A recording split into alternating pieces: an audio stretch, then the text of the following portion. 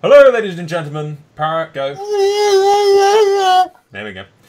Anyway, welcome back to the Conclave. It's been fucking ages because we have absolutely nothing to talk about into a Game of Thrones, and the whole of last week we should have been doing this before now, but the rest of these idiots are useless. No, you're useless. Cue the complaints. There you go. Yeah, we were ready last night. They were ready last night, but never fucking told me that they were going to be ready. So, you know. It's a bit hard when you fucking hide on flying on everything. I was sleeping! Like a normal person! For 24 hours? Yes! Because I hadn't slept in like fucking 72. My ass. Some of us need sleep, right? For fuck's sake. Anyway, essentially this is a recap of episode 1 and a little prediction for episode 2. The future episodes will be hopefully a lot sooner when the episode's there, so air on Monday and then we do it on like Tuesday or Wednesday or something. But getting them out a lot sooner, assuming that I can get these idiots in one place quickly enough. But yeah. So, we'll start off with a bit of a recap. I've written down notes. So, essentially we had Arya kill all the Freys, which I noticed something about this, by the way, because I rewatched this like an hour before we started. But when Roll the Frey / Arya serves Arbor Gold, it's fucking red wine. It's red. It's not Arbor Gold. Arbor Gold's a white wine. Either that's an oversight by D&D, because they didn't fucking do their bloody their fucking homework, or it's foreshadowing. It's red for the Red Wedding. I don't think it's that deep. No? Yeah, I don't think it's that important. It's that deep. No. I looked at it and went, wait a minute. Arbor Gold's white. Arbor Gold is not a red wine. This is a travesty. It's the Red Wedding all over again. So I'm looking into like clues and hints for what's going to be happening in the future, and he's caring about fucking colour of wine. Yeah. It's red. Maybe the poison she used it's red died at the Red Wedding. It's red. supposed to be white. It's unacceptable. Hey, I assume everyone saw... Episode. Huh? What are you saying, Bolton? We demand a redo of the episode. Do you want to introduce yourself, by the way, Bolton? Because you haven't been on any of these yet. Say Hello, I'm Bolton. I'm part of the game staff on TWC. Nice to meet everybody. that was a waste of time. I may or may not be listening to this. Yeah, we got 2 Americans to 2 Brits now, and since we get plus 25% because we're Brits, so technically speaking. And I have enough personality for 2 people. True. And enough Probably body ratio. more than Body two. ratio More for than 2 two. people as well. Yeah, I assume everyone saw the Arya thing coming. Yeah. As soon as they brought the wine out, I knew at first I was like, oh, what's going on?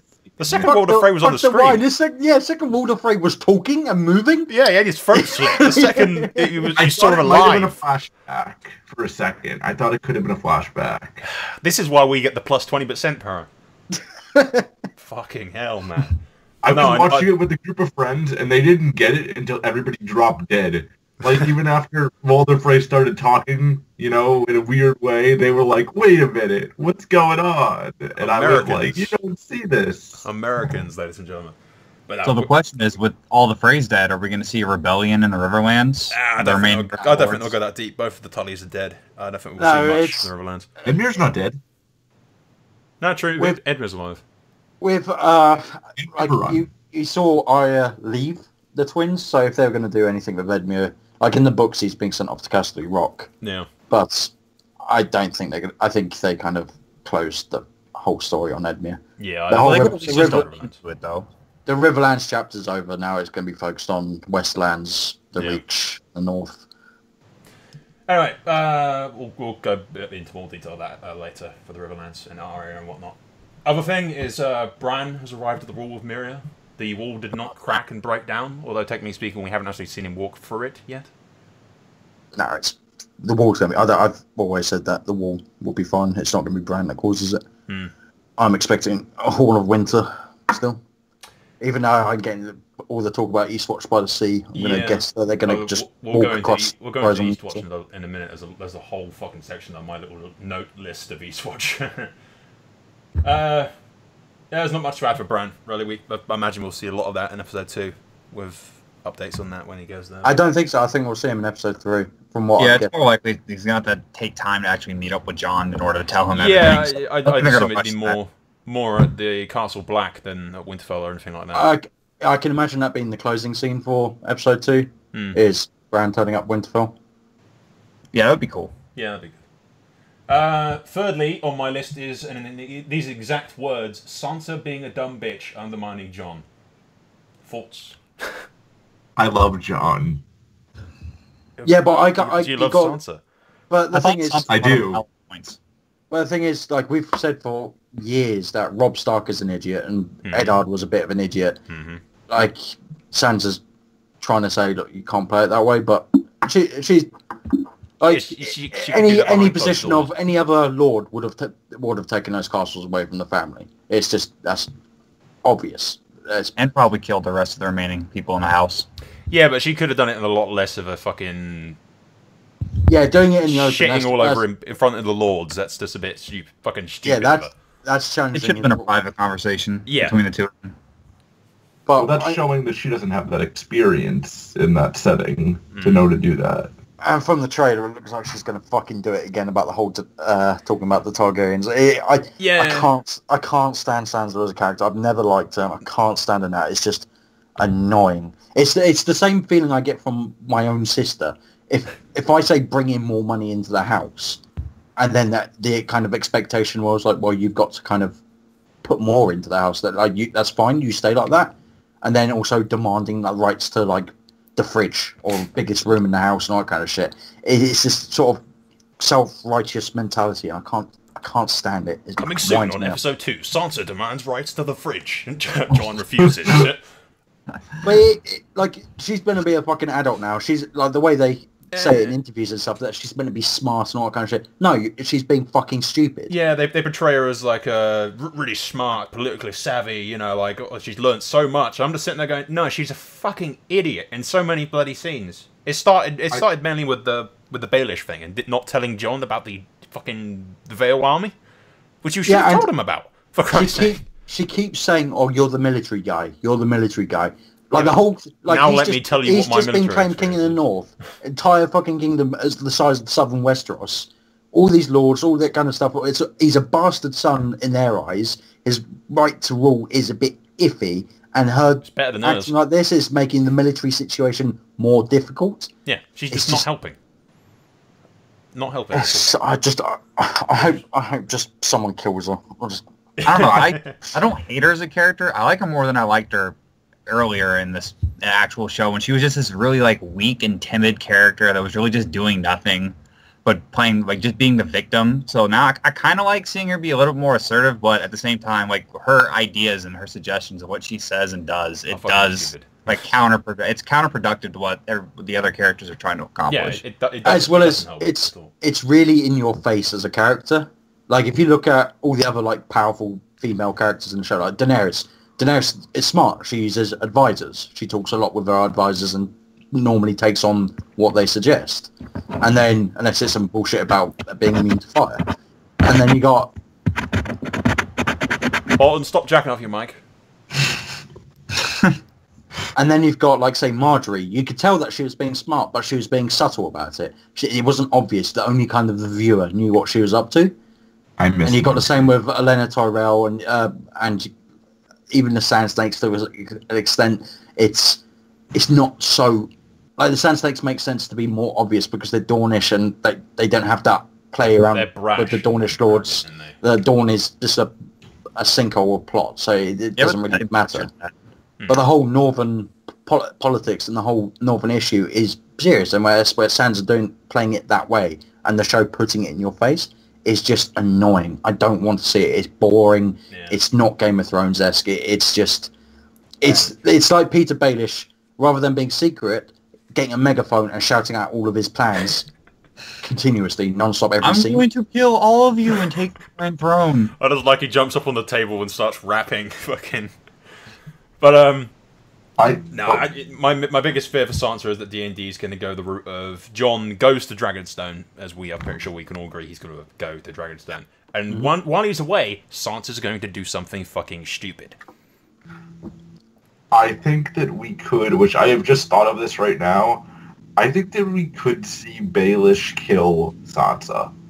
Because I feel like his only weakness as a character is his love for Catelyn and Sansa. So I feel like we could see like another true evil character come out in Baelish by like he like gets Sansa killed somehow when Jon leaves for Dragonstone and he like takes control. No. I think it's I don't think it's reverse. gonna happen.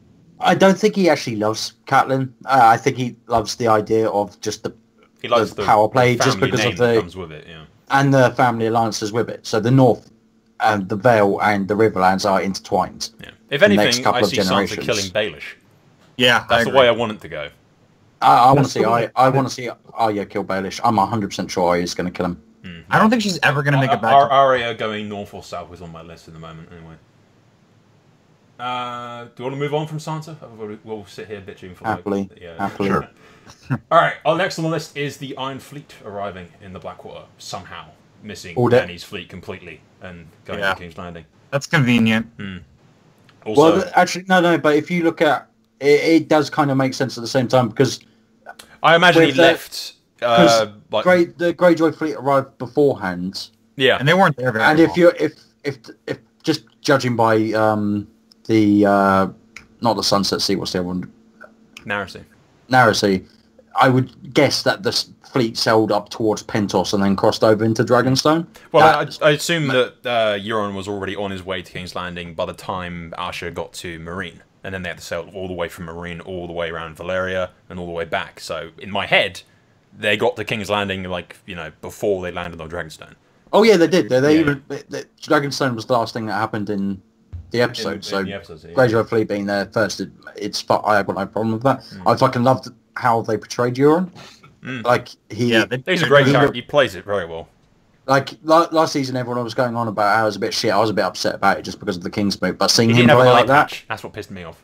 Yeah, He didn't have an eye that- patch. He needs the eye patch. I can deal without the eye patch. I like the fact that they on his flagship they show his red eye.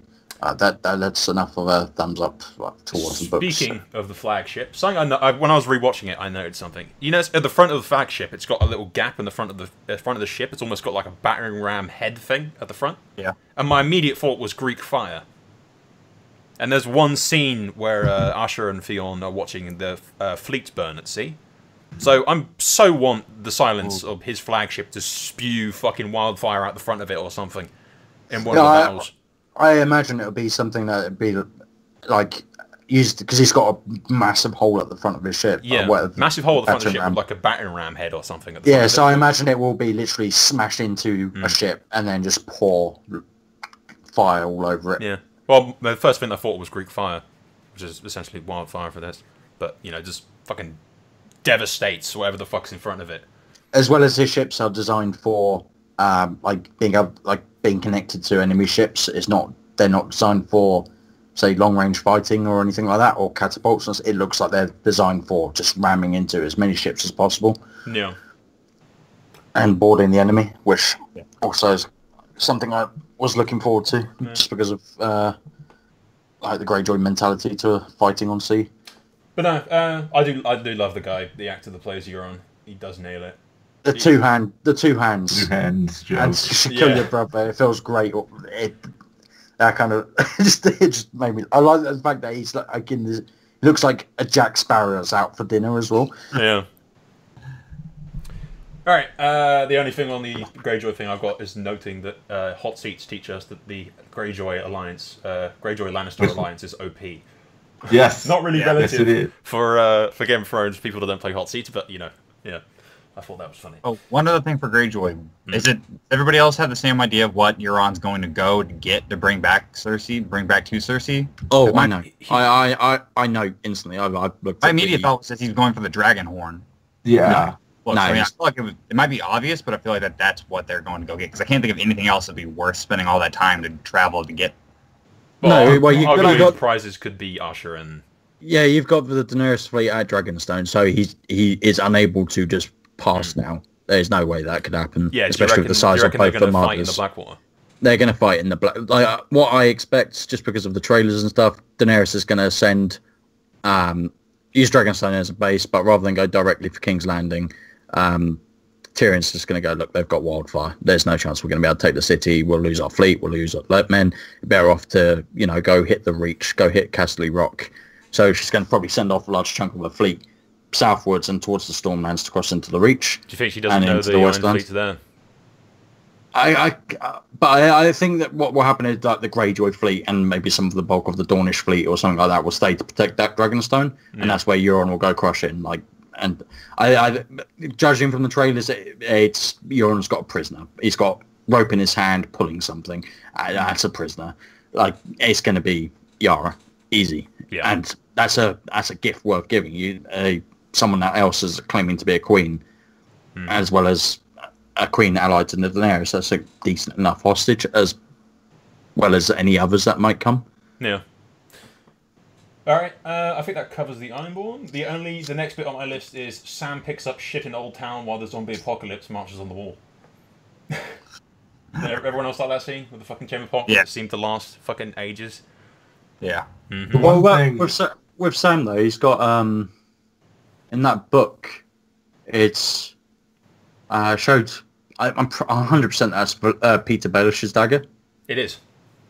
The And then- dagger with the dragon glass engraved. Yeah. It is Peter Baelish's. It's the cat's paw dagger.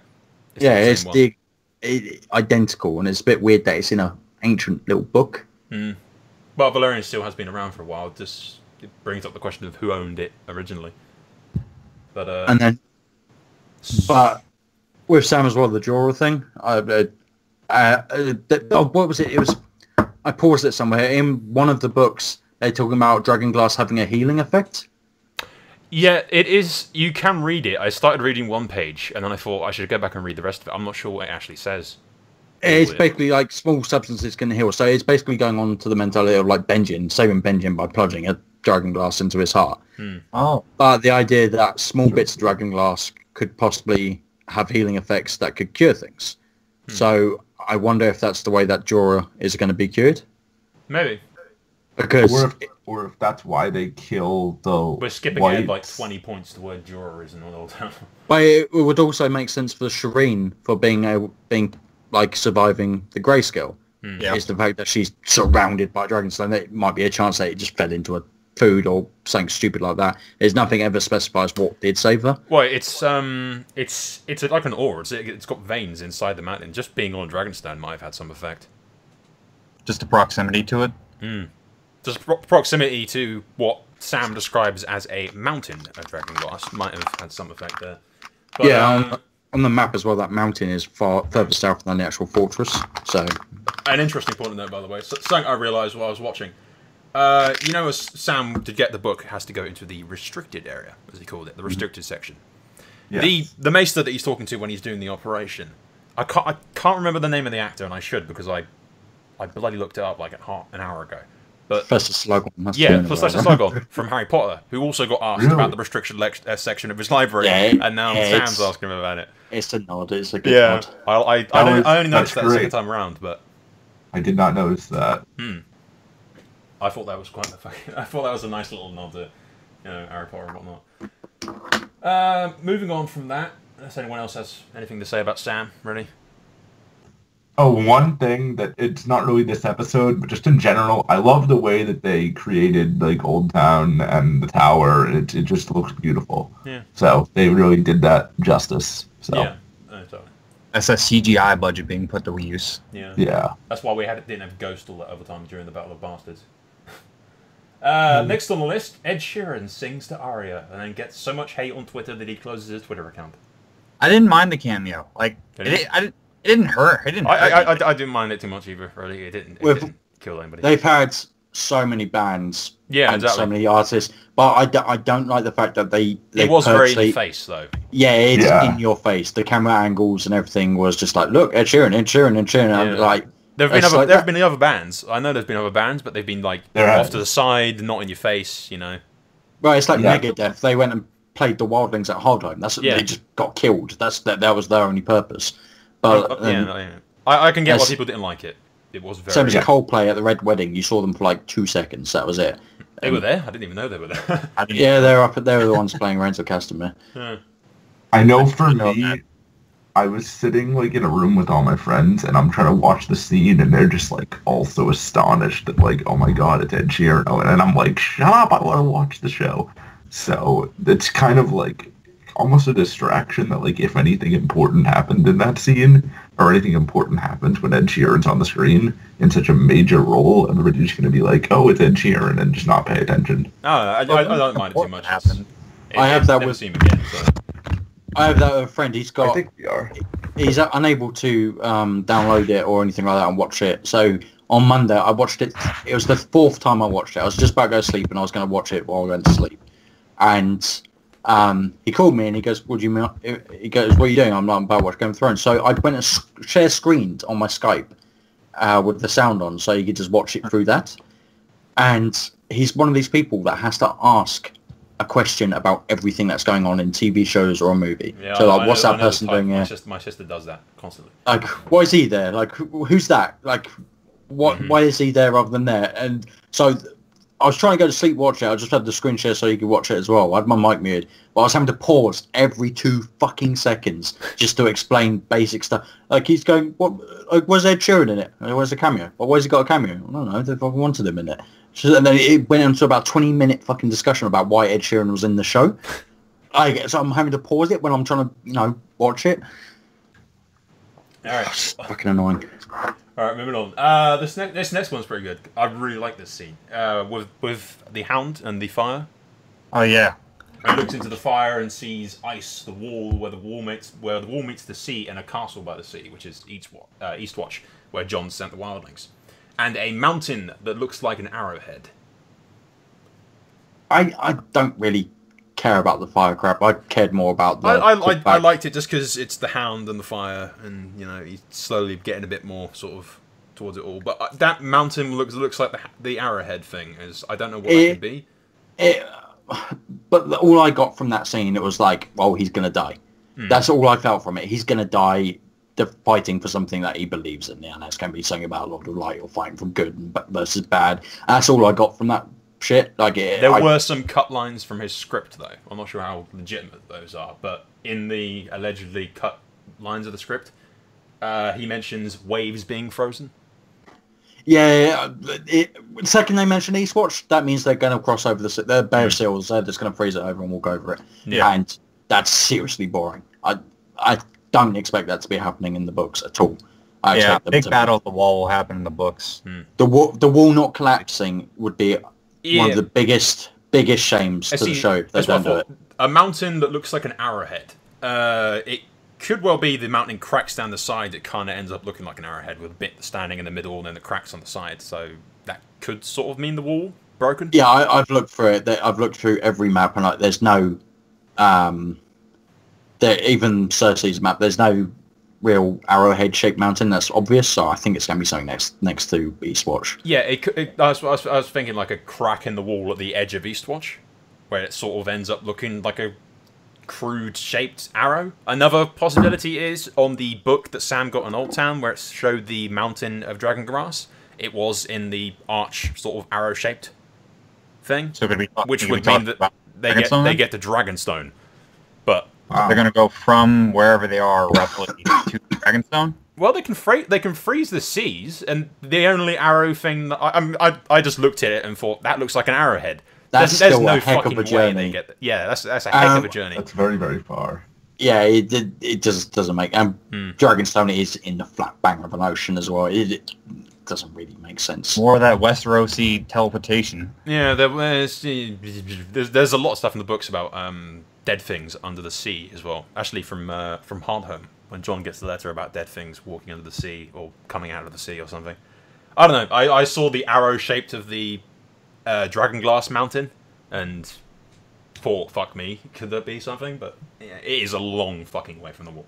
So with the hound, I think out of these scenes, I think more impressive thing was the callback to the father and daughter. The one that he lost. It's the house where they went originally. That I appreciate that stuff more than fire bullshit. Like that means a lot to me. That kind of stuff that it calls back and the cause and effect of what the Hound did.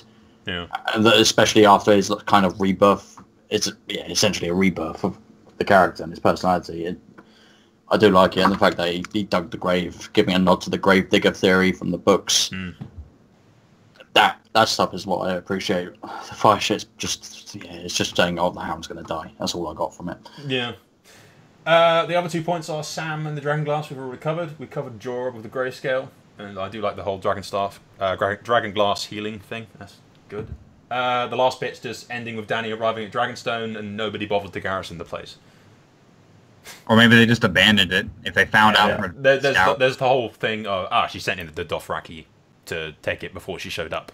Which I think, someone just didn't bother garrison. No. There's no chance in hell they would have just arrived and just gone, oh, let's open it. The Unsullied would have been in there straight away. Yeah. They would have secured she wouldn't have been the first person to walk through those gates unsure if there's anybody in there. Even if there's one crazy, if there's Roland Storm sitting there pissed out of his head with a crossbow, it's still not really worth the chance. No, with that tiny ass little bridge that goes up the Dragonstone, you could hold that against fucking 1,000 people with like 50 dudes. Yeah. It just strikes me as a bit convenient that the Lannisters didn't bother sending anyone to garrison the place. Stannis did. You have to question Cersei's battle plan if she's leaving one of the greatest fortresses in Westeros ungarrisoned. Yeah. It's nitpicking, is what it is. It's nitpicking. Well, she hasn't really been in power for long enough to really do anything. She's been like 10 minutes. Stannis left ages ago, though. Yeah, but the information about Dragonstone would have been quite near impossible to get. Because nobody would have sailed up to it. Or fleets were fucked as well. Yeah, exactly. She didn't have a fleet. So in the books, Loras Tyrell goes with the Red One fleet for a reason, because that's the only available fleet and the only available troops to go take it. Yeah.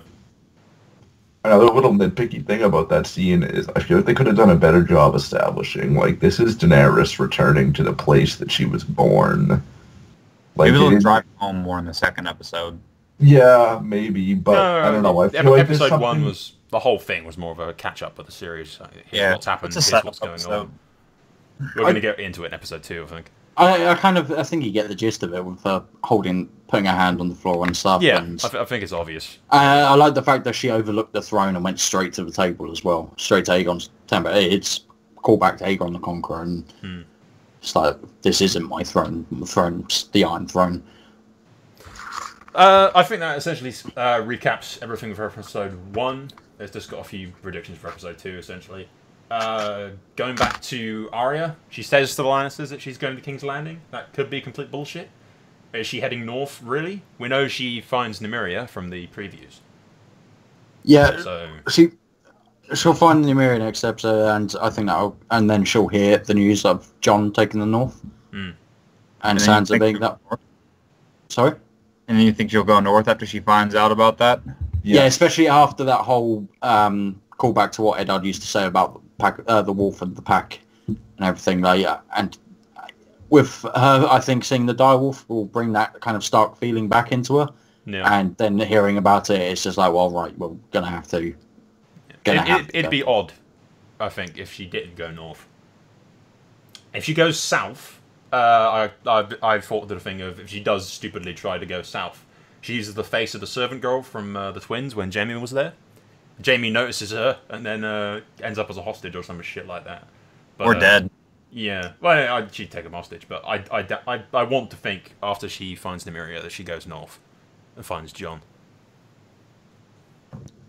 As well as it's just part of it, like with Bran, Sansa, Jon being in the north, I think Arya, as well as there's in the preview pictures they released like 2 months ago, Arya's got the cat's paw blade on her. She's got it sheathed.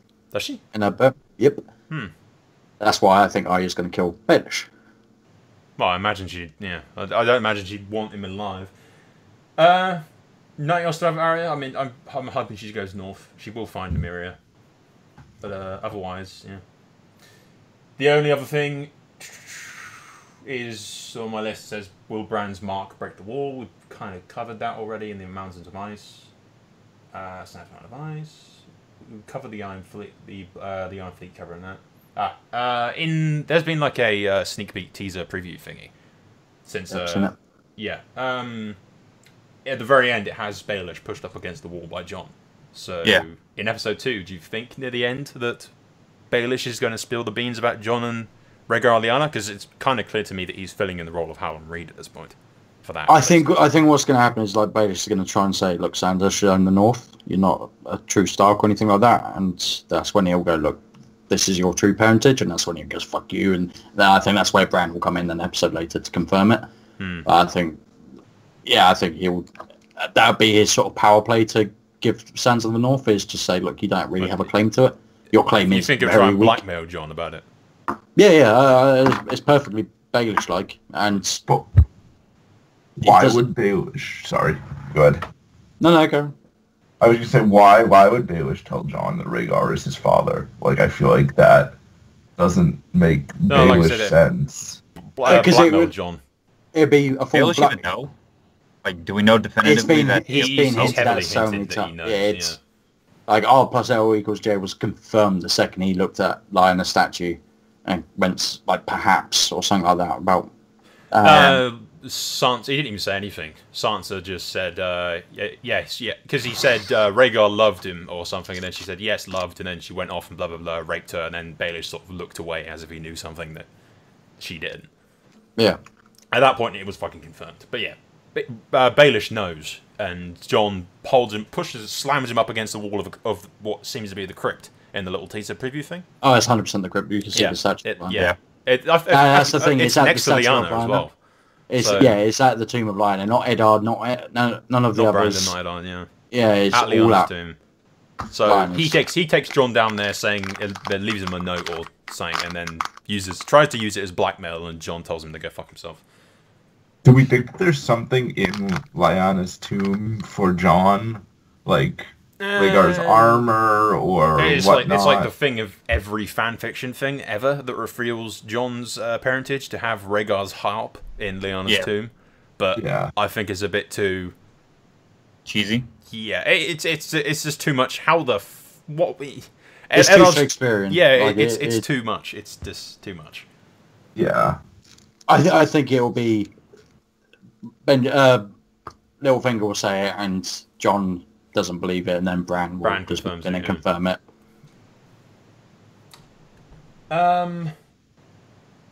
Any other predictions for season 2? We've covered everything with the Iron Fleet and everything. We've got all those battles and everything. Oh yeah, okay. We'll start.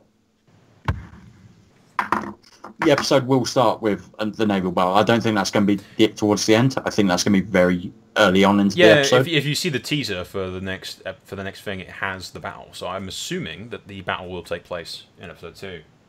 Yeah, that Comic-Con preview shows, I think, episode 3 as well, bits of it. So I think him returning to King's Landing will be episode 3. But yeah, I can imagine the end will be Brandon arriving at Winterfell. Yeah. Because I think they'll just cut that short very quickly, because I'm guessing it'll be put forward in a bit of time. Mm-hmm. So Daenerys is planning her invasion. I think we see the Lannister army moving. Yeah. And we also see Randall Tarly at King's Landing. Yeah. So I think the deal is Randall Tarly will be made Lord Paramount of the Reach, and if he start a civil war. Well, it's not really a civil war, because you see pictures of Jaime in the trailer walking on the battlements, and there's a dead guy in Tyrell armor on the floor. So it looks like I think Highgarden will be taken by the Lannister army. It'll definitely be taken, yeah. And I think episode 3 will be then with Daenerys just going, fuck you, this is mine, and then marching in Dothraki with the dragon. Yeah. And Dothraki in an open field in the Reach. Good luck with that. Field of Fires, round 2? Well, not even Field of Fire. Dothraki in an open field. And Robert said it in season 1. Only an idiot fights the Dothraki in an open field. But I'm getting the impression that if you have Jaime there and you have Randall Tarly there, I don't think the battle is going to sway that quickly. I imagine they put Pitfall. Randall Tarly is one of the best commanders in Westeros. Yeah. He's famous for being the only one that beat Robert Baratheon. He is a good general. He's very Tywin-like. He leads from the rear. He's got the mentality of strategy, and as well as he's well known for training some of the best soldiers in the Reach. And then you got with Jaime there as well, with the Lannister host. From what I can get from it, I think that battle is going to be gonna be the not last so. one of the It's ends. not going to be. It's not going to be the one-sided battle. I think that battle was going to be episode 3, episode 4. I think the whole stuff that's going to happen in the Reach and Castle Rock is going to happen. They usually have the big, huge battle towards like the episode before the last. So, I think they're going to put the emphasis on the White Walkers towards the end because it's like you do have the Beyond the Wall with Jon, and then we get surrounded. The way to think of this this season is basically the end of Winds of Winter, moving into a Dream of Spring, and I know what the ending could be. And I think the ending will be the wall collapsing. Like, I'd be severely disappointed if it's not. But no, I'd be there's with the whole leaked script bollocks for the thing, which admittedly is something out of a fan fiction. I'm pretty sure I've read it in a fan fiction before. But when Jon goes beyond the thing, Dany shows up with the dragons to save him at the end, and one of the dragons dies and gets resurrected. Ice dragon. White Walker, then it breathes blue fire at the end. And the dragon being raised at the end in a scene reminiscent of the Lich King with the freaking frostworm thing and the army of the dead. Yeah, be a good ending to the series, kind of thing. Yeah, I'd love to see a dragon eye turn blue. I think that'd be great. I don't like the idea about blue ice fire. Kind of yeah, why not? Drogon in the books breathes black fire. But I'd also kind of like the idea that it's not one of Dany's dragons. I like the idea that the Horn of Winter's blown or something's happened and an ice dragon within the wall rips itself out. Yeah, there is that thing. Because there's a lot of references to an ice dragon. Yeah. Although I think even referencing Jon is the thing as well. But I think the Telltale games are also reference a frost dragon. An ice dragon is it's a star constellation though, not an actual dragon. Oh, right. I thought there was something about it being buried somewhere up north. Or... No, it's you follow the ice dragon or something, and it turned out to be in the star constellation, I think, or something like that. Could be wrong, but yeah, I think episode 2 will be focused on basically essentially Blackwater Battle 2.0. And then with Euron, and then with the Lannisters and the Tarleys marching in, taking High Garden. Jon leaving Winterfell, or do you think they'll leave that to season 3? I think they'll leave that for episode 3, but at the same time, I kind of want him just to fuck off already. Yeah, well, so I want him away from Sansa. I hate anything to do with Sansa just annoys me. Well, I don't want to see her at all. We know that he's going to get pushed Baelish against the wall. We've seen that in the preview thing. So yeah, they're discussing. I think maybe towards the end they'll leave, but I kind of think the best ending for that episode will be Brandon showing up. Yeah, just at the gates and all the Starks. And also, Bran and Arya show up at the same time, and then we just have a giant Stark meet up all at once. But I also want skip into the meadows. I also want and Jon on twigs and kill them. Then they all die. Yeah. I also want Jon when he leaves Winterfell. I wanted him to turn and go, well, Brandon's the rightful heir to Winterfell, so he will remain as Prince of Winterfell. He'll be the Castellan, just a fuck you to Sansa. So, but I've got a feeling Brandon will say, no, I'm the three-eyed raven. I've got to do magic shit. I'm going to sit in my wheelchair and just look at trees. I think that essentially sums up everything. I mean, we recapped episode 1 and got a few things for episode 2. There'll be a lot more stuff to talk about for episode 2 when it airs. I'd love to see a flashback as well. I'd love to see a flashback. Flashback for what? I want them to start... I'm hoping they start doing the tourney at Harrenhal. Even if it's just a 2-minute clip. I imagine that will come after Bran gets to Winterfell, as the thing. We might see some of that. But you can see that he no longer needs a weirwood to use a sight, because he's doing it while Mira's dragging him along. True. So I'm hoping while on the journey or something... He could be just walking in that instance. Yeah.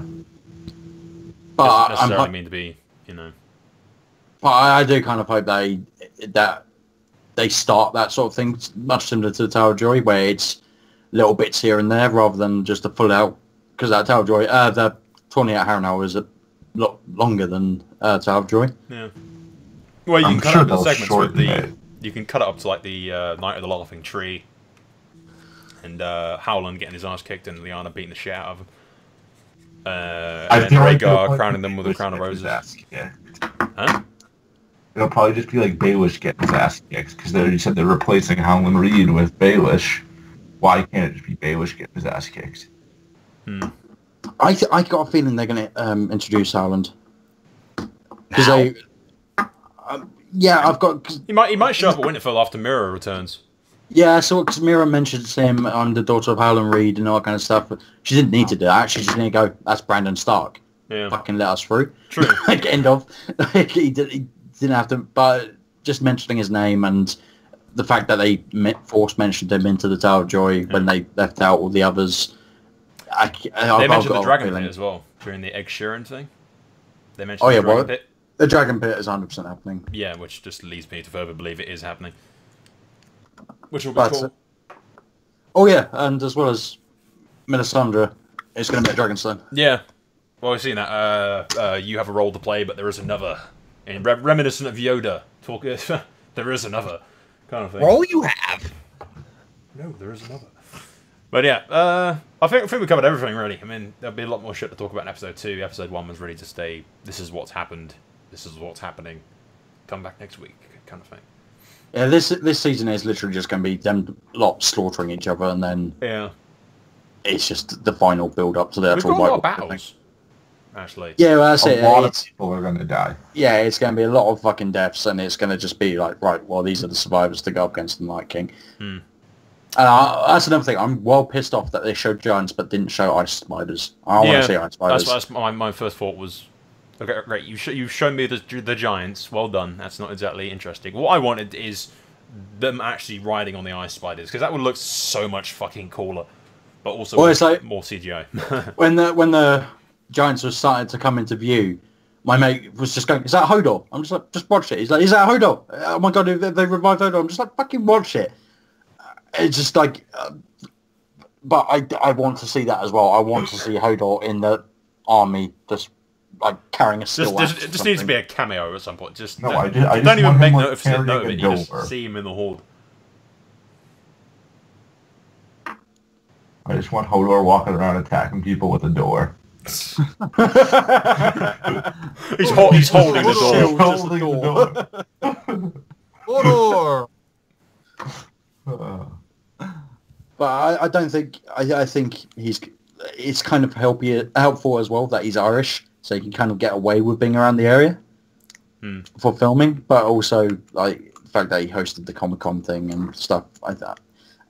Just they're not very good liars when they're talking about stuff. I don't know if you watched the Comic-Con panel. No, I didn't. But I've got a feeling Hodor's gonna make a cameo. Fucking zombie Hodor. Oh, it'd be so fucking good. I don't see why not, though. As well as it would be sort of like a mindfuck to all the Starks and stuff when they're trying to fight. Yeah, John's busy in intense combat with the Night King when the zombie Hodor shows up and smacks him over the head with a door. I'd love just a like Bran scouting through Warging, and like behind the army, it's just Hodor walking around cluelessly, a zombie just go Hodor. Just walking through the snow by himself. All right, how long have we been in this? Exactly. 52 minutes and 16 seconds. But that's not the pod. We started talking before. Yeah. Actually started recording. Yeah, this episode's gonna be. Yeah, it's going to be short anyways. It's not too... The timing's not too bad, but the episode 2 and shit will be longer. But I think we've covered everything, basically. Like I said, episode 2 will be a lot longer. There'll be a lot more shit to talk about. Everyone happy? Yep. No, but not. You can't change that, so... Alright, I'll try to change it. We'll go for each of us. What was your favourite scene, favourite moment of episode 1? Kara, you go first. No, someone else go first. Alright, who wants to go first? Who's got one? I'll go first. All right, my favorite one was the closing scene, Daenerys coming back to Dragonstone. It's a simple one, but that was my favorite scene. Alright. Blue? My favorite scene is actually a scene that we didn't talk about, with the conversation between Jaime and Cersei, and the positioning in which they were standing on that map. If anybody has the neck and the fingers.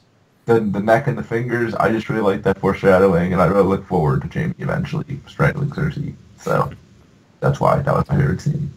I really like the hound thing with the fire, just because it's, I don't know, I really like the whole lore and the magic and the aspects of it like that. But just the hound sort of shocked, sort of almost scared impression of, you know, when he was getting the vision and crap. And the mountain that looks like an arrowhead really annoys me because I want to know what the fuck that is. But there you go, I'm easily entertained apparently. Para? Yeah, I've got, it's equal. I do like specific part where Jaime's asks, where Cersei asks if Jaime's scared of her, and he goes, "Should I be?" But also the Euron Greyjoy scene was just too funny. Yeah, it's one of my favourite characters. Like, he's such a dark character in the books, and them putting more character into that is just great. He is, in this season, he is going to be the villain. Like, fuck everybody else. He is the core villain. Yeah. And he needs an eye patch though. Everything's. And I was scared they weren't going to do it. I thought they were just going to make him just small time, but now they're putting him more in the limelight. I'm kind of more excited. Euron's a badass. You can't skip over Euron. But Victarion, where did Victarion go? No, just shh, it's fine. Shh. All right, that's all for now. Like I said, episode 2 will be a lot longer. Episode 1 was really just a catch-up episode more than anything, and we'll try to do the podcast things a lot sooner after the episodes airs. Now, probably like the day after or the day after the day after. Depends when I can get everyone together. Essentially, it's a bit of a pain in the ass sometimes. That's all for now. We'll see you guys later. Say goodbye, idiots. See you. Goodbye. Para, say goodbye. Don't be a prick. No. Para's a prick. No. That's all for now. Thank you for watching. Soul out.